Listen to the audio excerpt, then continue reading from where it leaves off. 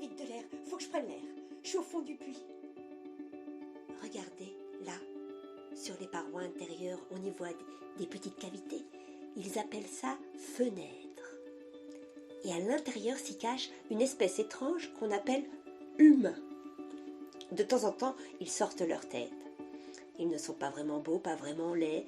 Leurs yeux sont bleus, marrons ou verts. Et j'avoue ne rien comprendre à leur pilosité. Certains ont des poils sur la tête et d'autres rien. Ah oui, aussi, parfois, ils mettent des verres devant leurs yeux, à les comprendre. Certains jours, les femelles ajoutent un rouge brillant sur leur bouche. Je pense avoir compris que c'est pour annoncer la saison des accouplements, car souvent s'ensuit la visite du mâle. Quand la femelle a poussé des cris, c'est qu'il y a eu reproduction. Tous les jours, je les observe et j'essaie de comprendre leur comportement. Et depuis 1 mois, ils ne sortent plus, ou seulement leur tête. Il doit y avoir un danger à l'extérieur. Le roi des humains a dû envoyer un signal. Oui, parce que je crois qu'ils communiquent entre eux d'un intérieur à un autre. Leurs vibrations traversent les murs. Un humain caché ici, par exemple, peut communiquer avec un autre à des millions de kilomètres. Pourtant, ils n'ont pas d'antenne. Par contre, ils ont des petits boîtiers plats et de toute taille qu'ils regardent ou tapent dessus en permanence. J'ai l'impression que ça les rend agités. Et en même temps, quand ça ne fonctionne pas, ils s'agitent encore plus. Dans la journée, la femelle sort souvent à sa fenêtre, avec le petit boîtier collé à l'oreille. Et là, elle parle beaucoup, pendant très longtemps.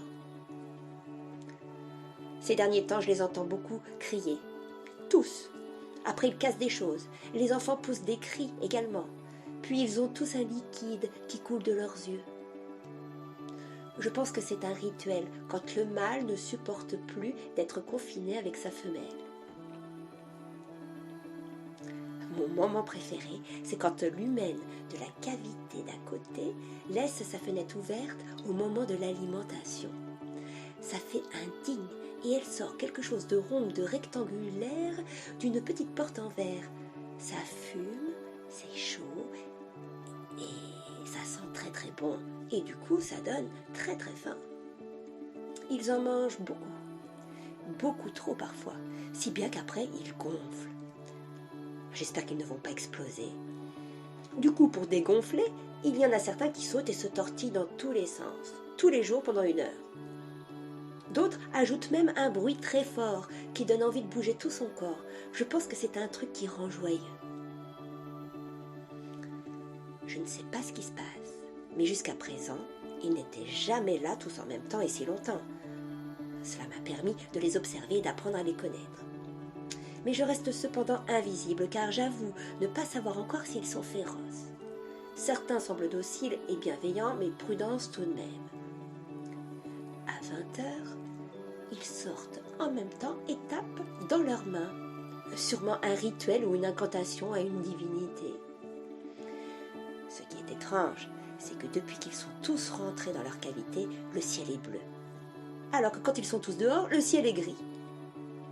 J'ignore complètement la raison de ce retranchement vers l'intérieur, mais quelque chose leur fait peur, c'est certain. Pour qu'ils restent ainsi, enfermés dans ce puits sans fond, je ne sais pas ce que c'est, mais cela doit être puissant. Franchement, je ne sais pas quoi faire. Qu'est-ce que je peux faire ?